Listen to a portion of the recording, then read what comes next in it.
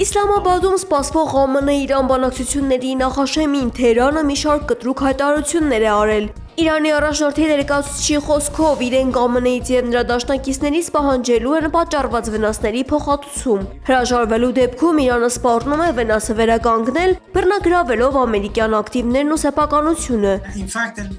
Իրանի փոխարտգործնախարար Մաջիդ Թաղթ Ռավանչին հստակեցրել է երկրի դիրքորոշումը հնարավոր հրադադարի վերաբերյալ։ Թեհրանին ձեռնտու չէ այնպիսի համաձայնություն, որը թույլ կտա ագրեսոր թշնամուն վերազինվել և նոր թափով հարձակվել։ Ըստ դիվանագետի բանակցությունների հիմքում ընկած է լինելու Իրանի առաջարկած 10 կետանոց ծրագիրը, որը պահանջում է միջազգային ամուր երաշխիքներ։ Ռազմական գործողությունները ցամաքում շարունակվում են։ Իսրայելական հարվածների հետևանքով Լիբանանի հարավում հսկայական ավերածություններ են եղել։ Ի պատասխան Հեզբոլլահ խմբավորումը հրթիռային նոր հարվածներ է հասցրել Իսրայելի հյուսիսային շրջաններին։ Հեզբոլլահի առաջնորդ Նաիմ Քասեմը բարձր է գնահատել իր մարտիկների տոկունությունը, հայտարարելով, որ նահատակների արյունը հաղթանակ է բերել ընդդեմ ամերիկա-իսրայելական բռնակալության։